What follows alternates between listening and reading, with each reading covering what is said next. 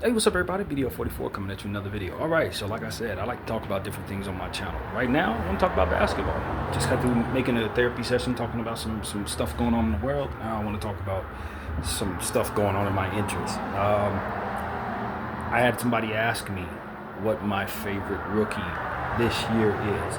We're only, a week into the season, so I don't know that we've learned enough to really say who's going to be rookie of the year. I know last year, around this time, the player that I thought was a shoo-in to get rookie of the year was Jared McCain. He ended up missing more than half of the season with a knee. He's still out. So after learning that lesson, I'm not sold on the idea that what we're seeing is what is going to end up being in the end. Too many years where we've seen rookies have ebbs and flows and stuff like that. So I can't really be certain, but what I can say is there are a lot of fantastic rookies playing meaningful roles in the NBA right now that I think deserve some conversation in regards to who my favorite player may be or who I think was going to win Rookie of the Year. The player that I think has come out and made the most impact right away would definitely be VJ Edgecombe.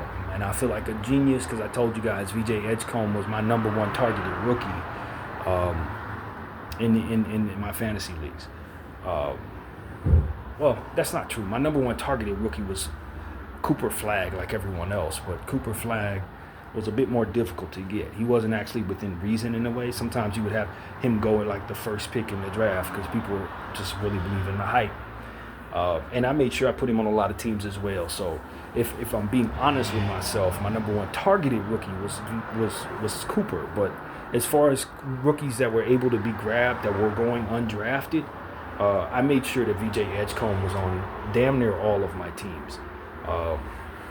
I just look at him as a player who's like a video game, man. He moves different, and he has other intangibles other than scoring that I thought would lend itself well to fantasy. And then I looked at his team, and I realized that they needed what he has, plus they have a bunch of injury-prone stars, so they're likely going to have to use him even if they don't have a role for him right away. So it just seemed to me to be a perfect storm for a guy to provide something to his team that they did not have before, and then furthermore probably have a big role. So it just came together for me to say, yeah, let me go after this dude and put him on a bunch of my teams, and all of those teams are flourishing early on because he's on it. VJ Edgecombe is playing right now against the Washington Wizards. I don't know how he's looking right now. I saw like a couple minutes of the first quarter. He was kind of having a slow game, but he would be my favorite rookie right now, and I think the probably the rookie of the month if everything were to be settled right now. But there are other rookies that need to be considered too. Memphis actually has two guys that I think are very interesting. First of all, one of them is Cedric Coward.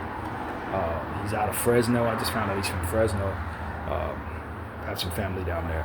And he's balling. But I'm not surprised by that necessarily. He was one of those guys who only played a few games in college, so his hype wasn't as strong as maybe you would expect. But then when you look at the numbers and you look at the metrics of what he was doing in those 5 games, he was out of this world in the 5 games he played. So it was one of those situations where do you buy what the numbers were in the short sample size if you're an NBA team, or do you pass on the fact that you hadn't seen much of him? So certain teams pass, but Memphis end up getting them somewhere in the middle of the first round, and he's been as good as the 5 games he played in. Just fantastic, immediate impact player. I believe he's starting. So, he's also somebody that I've been picking up on fantasy teams lately. I did draft him twice, actually, on CBS leagues where they have some weird stuff going on with the positions. That's another thing. I want to say this before I go any further. CBS fantasy football, I really would wish they would leave a lot more ambiguity to the positions, because they got some stuff going on with that makes it very difficult to build a good team and play the waiver wire properly. Damn well certain guys are not centers or small forwards. They got Nick Smith, for example, listed as a small forward. They got Taylor Hendrick listed as a center. They got Colin Murray-Boyles listed as a center. And then they make it so that you can only use certain centers. So what ends up happening is if you don't draft good small forwards on that platform, you're going to have a hard time on the waiver wire, because most of the players who play small forward, they don't have listed as small forwards. They got them listed at other positions.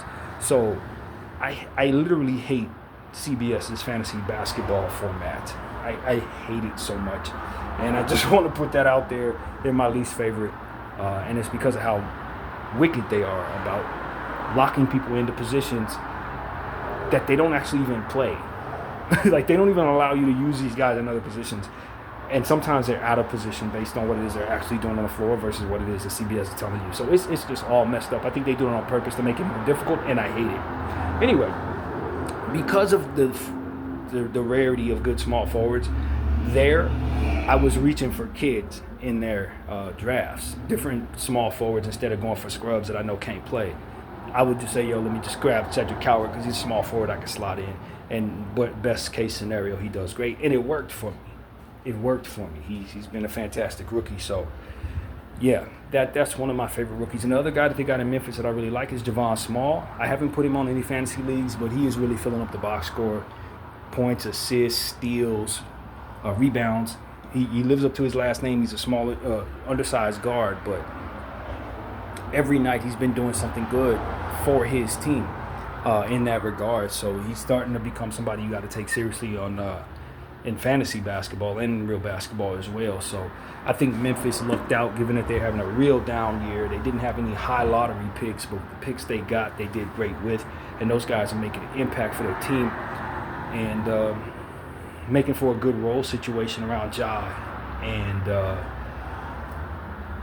Jaren Jackson. So that is actually a surprise team for me. Not to say that I know what they're going to do or that I think they're going to be good, but they're certainly going to be a lot better than I thought, and it's because of the presence of those young players.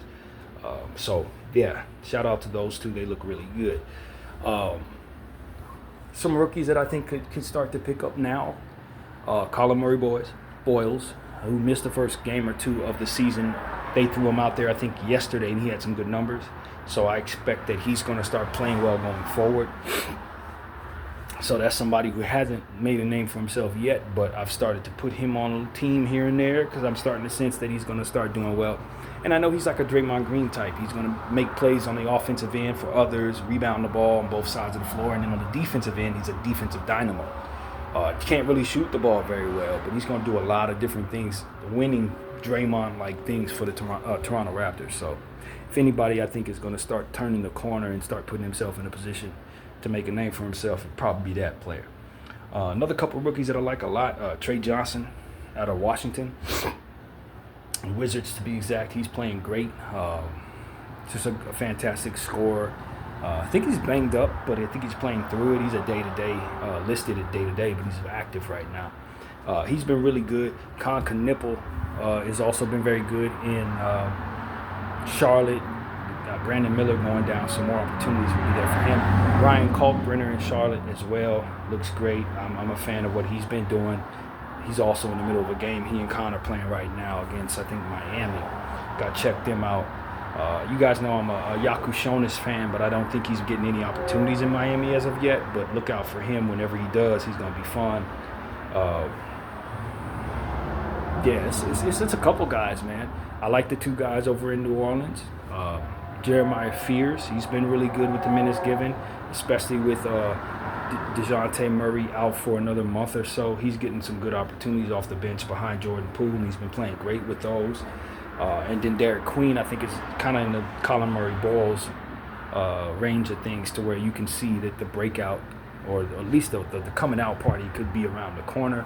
Once he starts getting more minutes, the talent will take over, the size of make him relevant. So I think he's going to be an extremely talented player. With Zion constantly in and out of the lineup, there may be real opportunities for Derek Queen.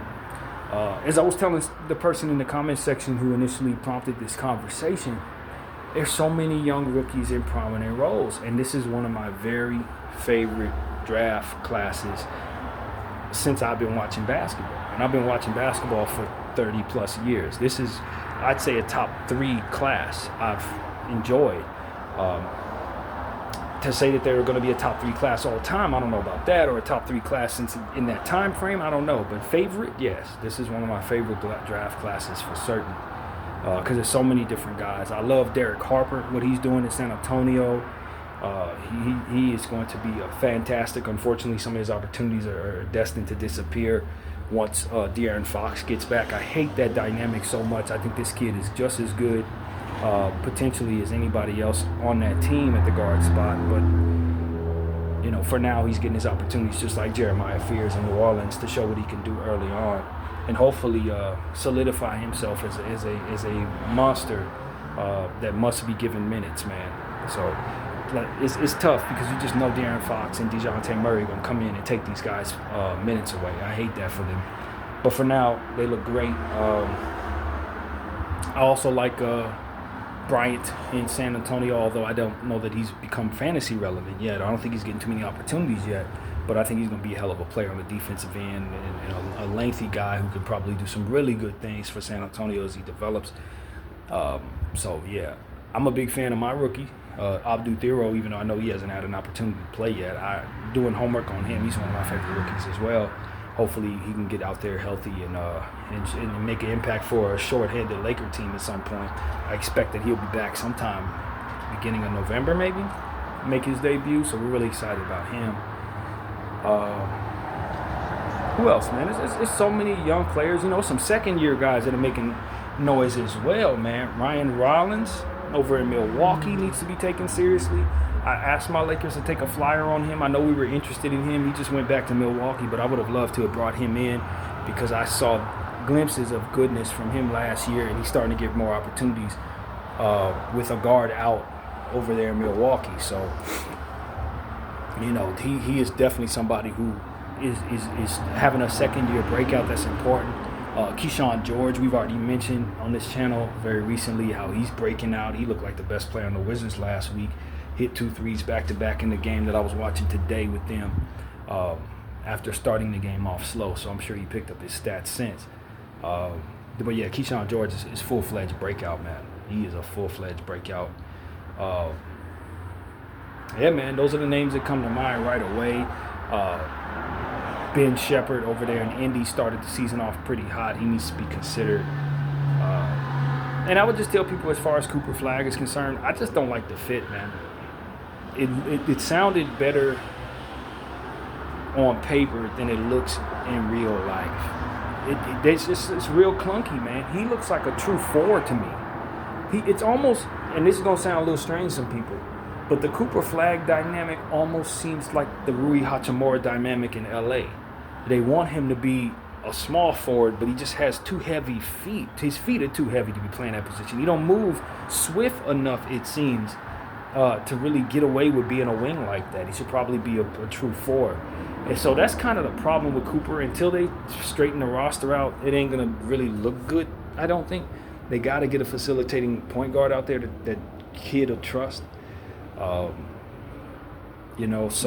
until they get that piece, it's kind of going to look kind of funky. I think they got Cooper playing some one out there. It doesn't look good. And I know people, I've listened to a couple people talk about it, and they're blaming Anthony Davis to a degree because Anthony wants to play the 4. And of course you have also Cooper in place who needs to play the 4. And it's kind of clunky. It's a dynamic where guys are playing out of position out there. So I don't know, man. I think part of the problem for Cooper is not necessarily just him wetting the bed for the first couple of games, but it's more so the fit of his team is not good. It's just not a good fit. So I do think Dallas should prioritize him and move some things around to get him what he needs, rather than to start calling him some type of bust or anything. I think it's asinine. Anybody that watch any footage of him and Duke knows that this is a special player, but any player, especially young guys, can look terrible in a bad fit. And you can tumble forward a guy becoming a bust by keeping him in that situation too long. So I would caution Dallas to start prioritizing that kid and get off of this win now timeline, for which we've talked about in a previous video very recently. So yeah, these are the couple players that came to mind, man. Like I said, it's a fantastic draft class. We talk about sophomores that I'm really excited about. The guy in Portland, Donovan Clingan, looks really good.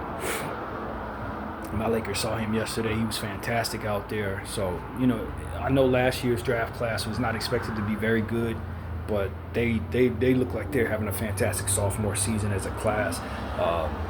The rookie of the year, Stephon Castle looks great. He's been having a fantastic start to his season as well. No surprise to anybody. So yeah, it's a lot of good stuff going on there with young players. I think this is a great time to be an NBA fan because it seems like the NBA from team to team is finally starting to get it. Put the young players out there and let them have bigger roles. Don't have them waiting 4 and 5 years for their opportunities anymore.